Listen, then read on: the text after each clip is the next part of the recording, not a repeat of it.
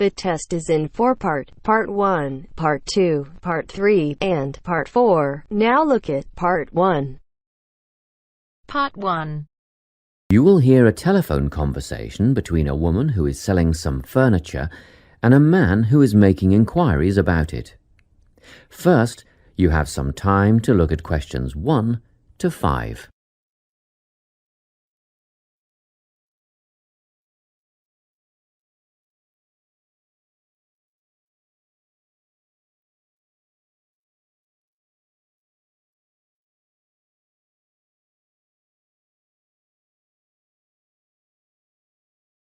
Now we shall begin.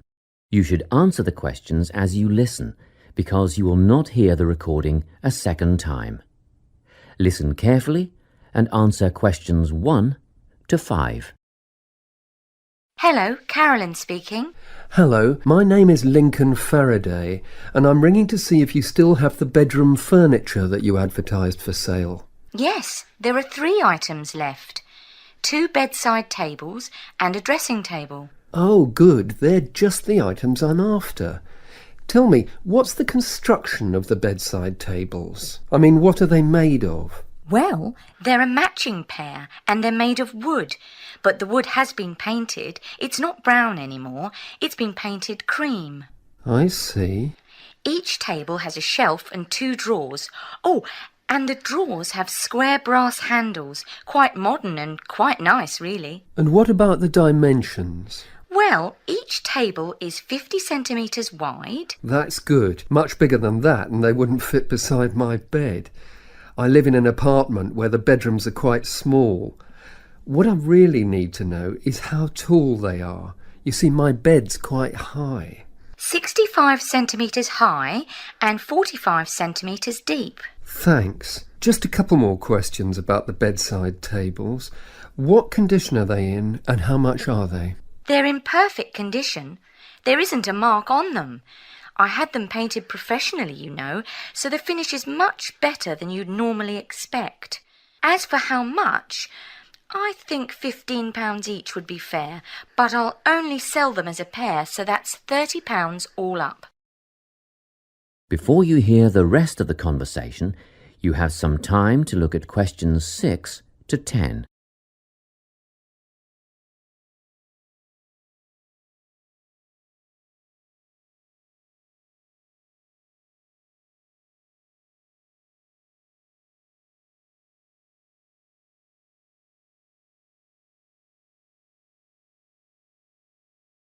Now listen and answer questions 6 to 10.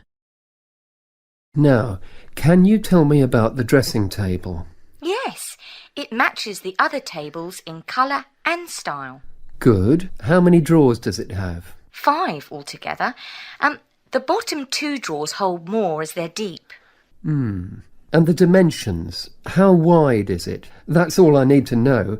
It wouldn't be more than 1.5 meters, would it? Well, just under actually. It's 1.25 metres across. Does it have a mirror? 3. Sorry? It has 3 mirrors, you know, a central one and a narrower one on each side. And they're all adjustable. I see. And the overall condition of the dressing table? Well, it has a couple of scratches on the surface, but it's still in good condition, so I'm asking £50. Could I call round and have a look later today? What time were you thinking of? In about half an hour. Oh, yes, that's fine. By the way, my name is Carolyn Klein. It's on the gate at the front of the house. Klein. Is that Kline? That's right. And I live at 19 Domain Road. Did you say the main road? No, Domain. Domain Road. That's just off Ashgrove, isn't it? Yes. See you soon then. Yes, in about 30 minutes. That is the end of Part 1. You now have half a minute to check your answers.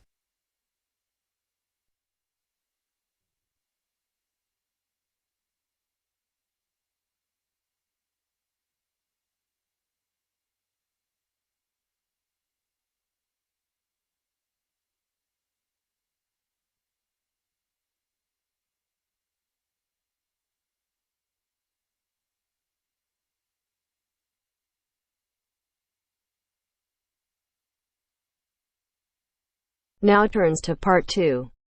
Part 2. You will hear a parent educator talking about childhood accidents. First, you have some time to look at questions 11 to 16.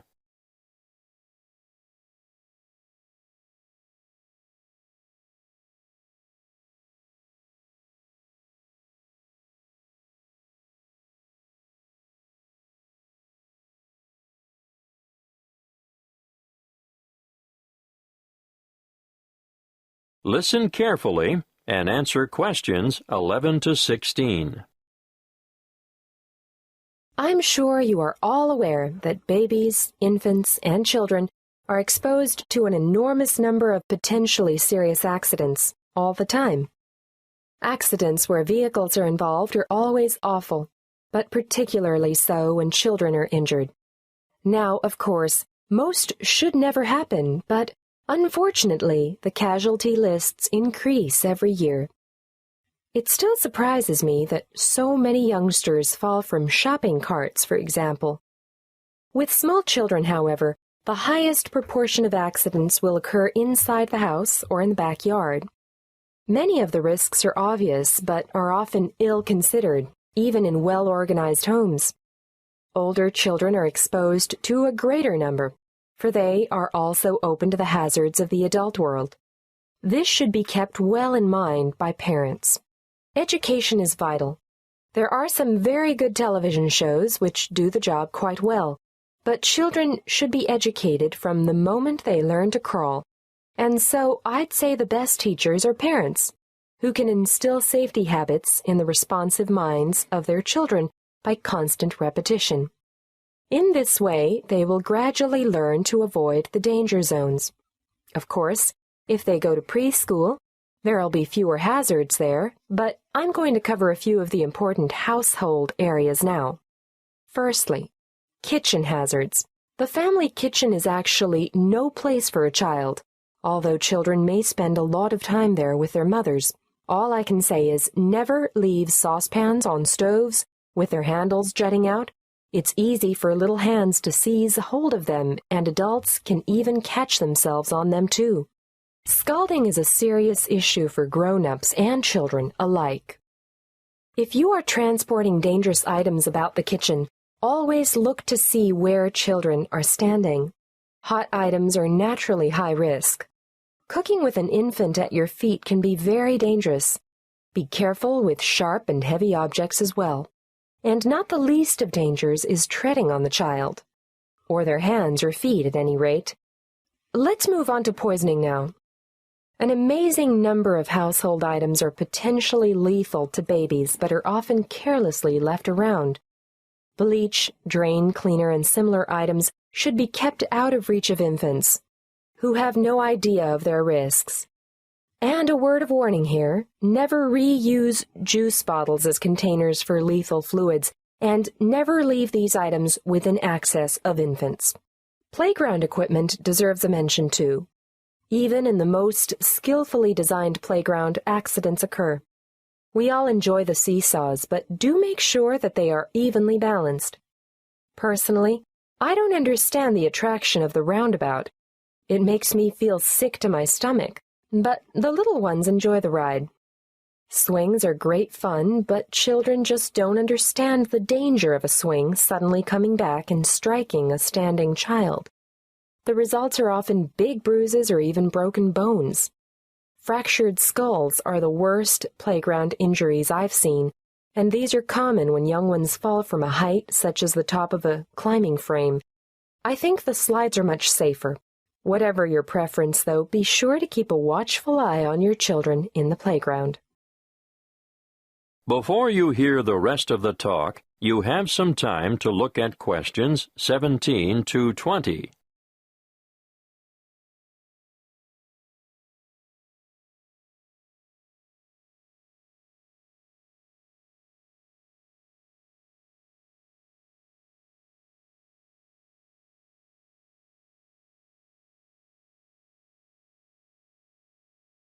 Now listen and answer questions 17 to 20. We're up to bath time now. You know that you should never leave a baby alone in a bath because it's possible for babies to drown in a few centimeters of water. But how many of you have been tempted to go and grab the phone when it rings? My advice to you is to let it ring. And remember when you're filling the bath to put cold water in before the hot to prevent severe scalding, in case baby climbs in before it's ready. Moving on to electrical dangers, first of all, power points. These have a fascination for toddlers, and they'll shove things into the holes like hairpins, nails, screwdrivers, you name it. Points should always be fitted with protective plugs to prevent this. Teach children to respect all electrical appliances because they are all potential hazards.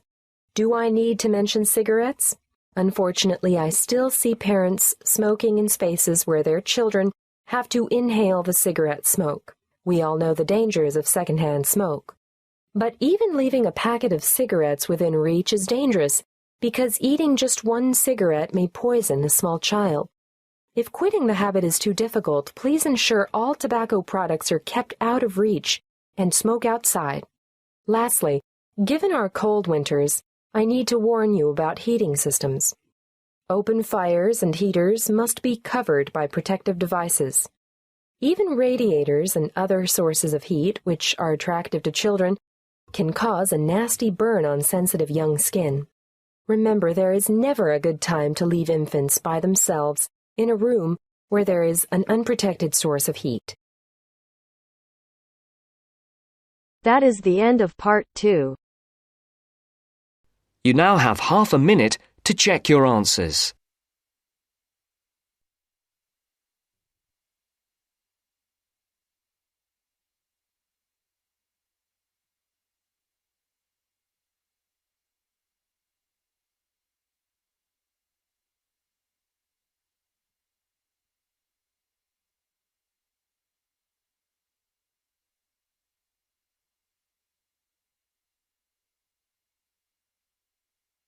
Now turns to part 3.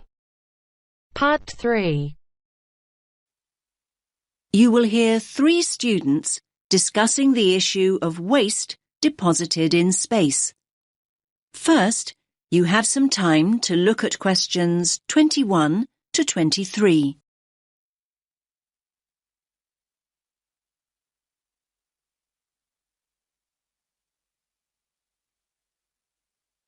Listen carefully to the first part of the discussion and answer questions 21 to 23. Hey, did you manage to go to the talk by Dr. Chadwick this morning, Andy? I was there. What happened to you, Sam?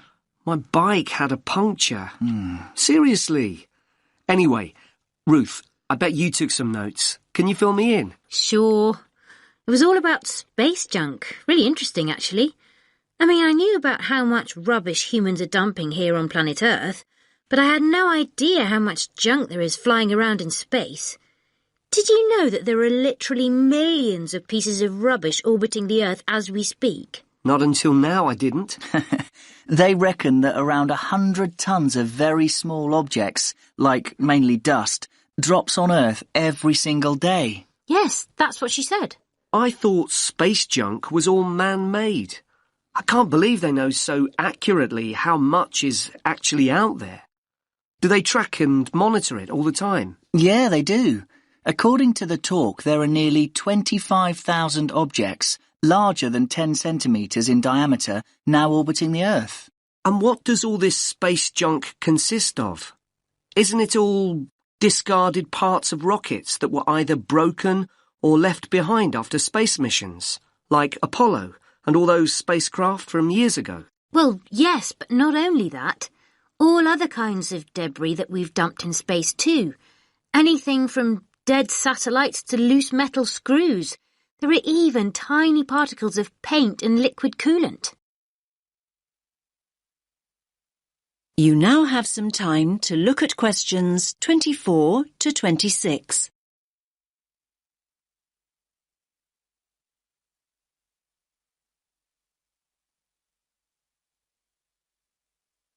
Now listen to the next part of the discussion and answer questions 24 to 26. So who is to blame for depositing all this rubbish? Where does it come from? Well, I knew you were going to ask me that, Sam. So, hang on. You can take some of my notes if you like. Thanks a lot. That's really helpful. Here, look. Over a third, 37% to be exact, comes from Russia. But other countries are close behind. Another third, well, just under actually, 29% is from America, and then 28% is from China. Yes, but other countries, like India, are adding to the rubbish pile. And don't forget the European Space Agency also has spacecraft in orbit. That's true.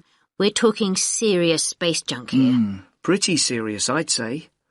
So come on, what do you think are the chances of something solid dropping from space onto our heads? Good question. Everyone asked that. Dr. Chadwick said at least one piece of junk falls to Earth every single day. But look at it this way.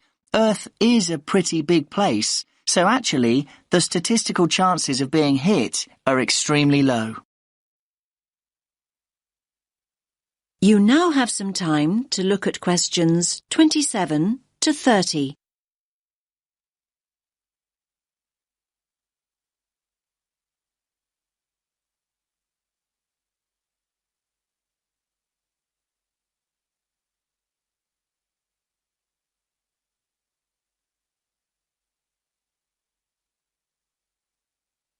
Now listen to the rest of the discussion and answer questions 27 to 30. So are you saying I'm more likely to win the lottery? Well, just think about it. 2/3 of the Earth is ocean. That's true.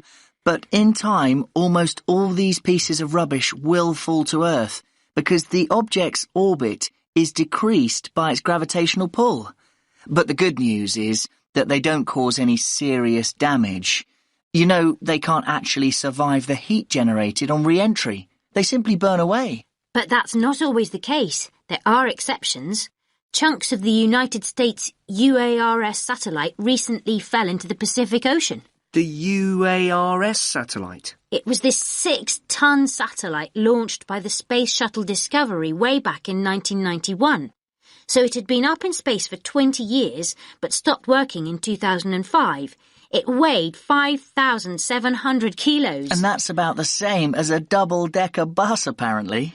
And, just check my notes. Here it is, yes. The largest of these great big chunks that fell into the sea weighed about 158 kilograms. Think of the weight of an adult gorilla, Sam, and you get the picture. A nice soft landing, then.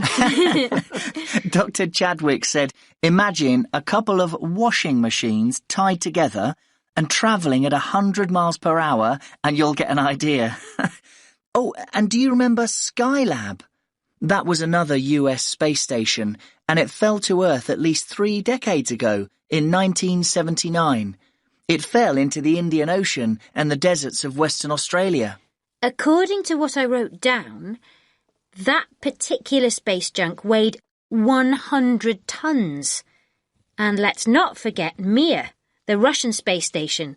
Mir weighed 135 tons, far, far larger than UARS, and it fell to Earth in 2001.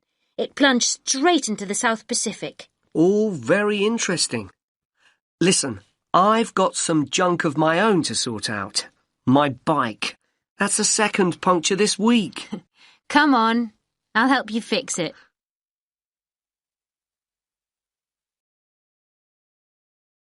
That is the end of part 3. You now have half a minute to check your answers.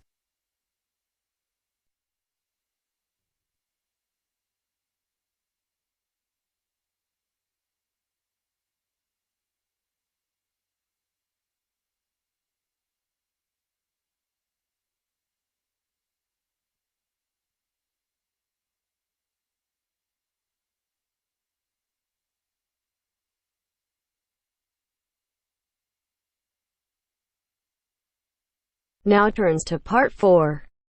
Part 4. You will hear a talk given by a lecturer in the Environmental Studies Department on agriculture and environment. First, you have some time to look at questions 31 to 40.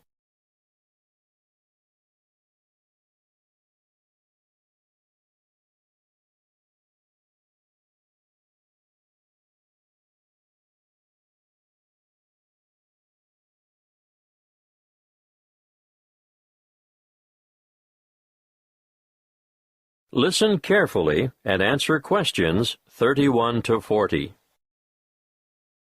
Welcome to this lecture on agriculture and the environment. I hope it is enough to make some of you decide on a career in the field of agricultural science. As you all know, food is a basic human need, and producing enough of it is the single greatest challenge facing the modern world. Developing nations have rapidly expanding populations, so agriculture should be central to any development agenda for those countries.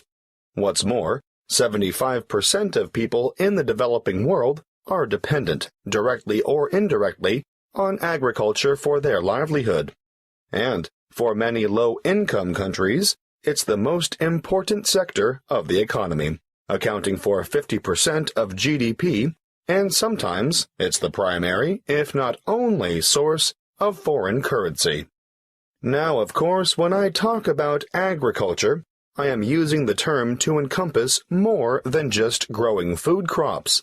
Of course, livestock farming, fishing, and forestry are included.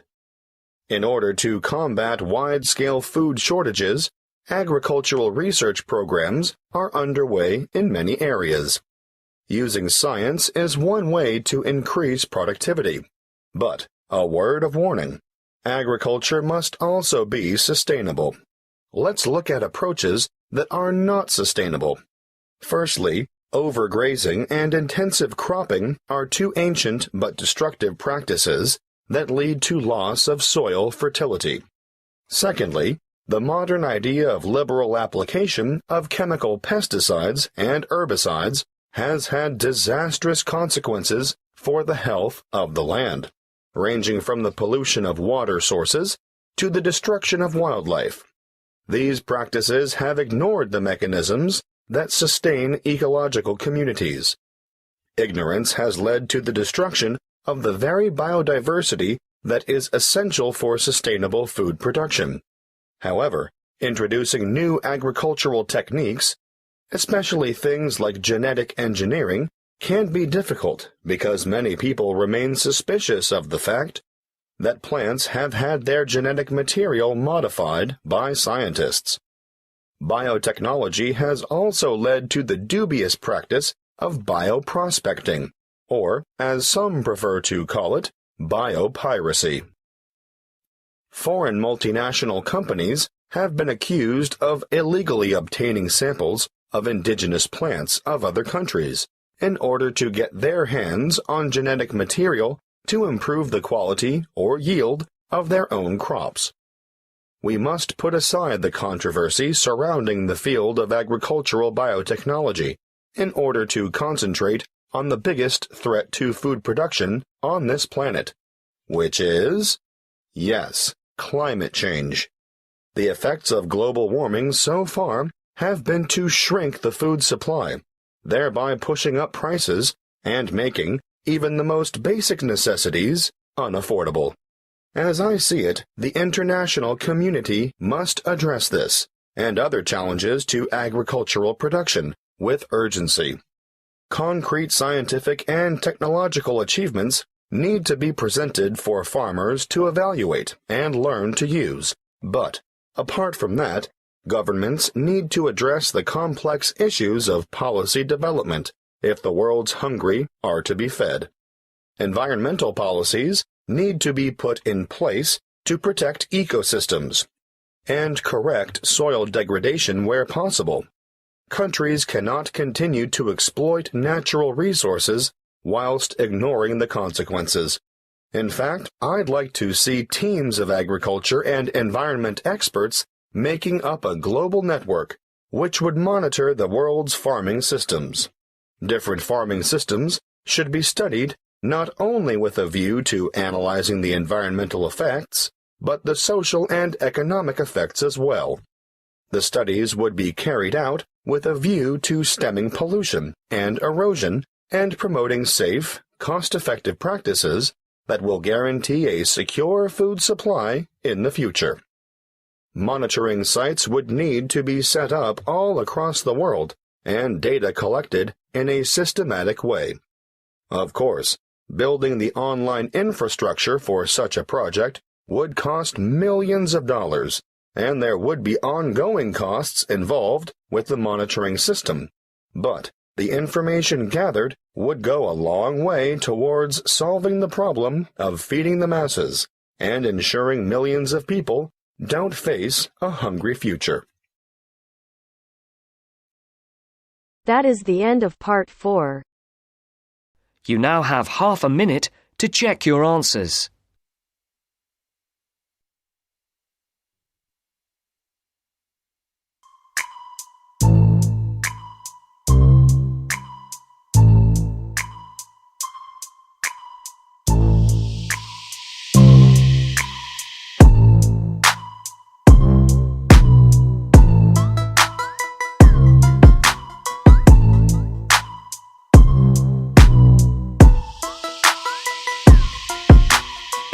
That is the end of the test.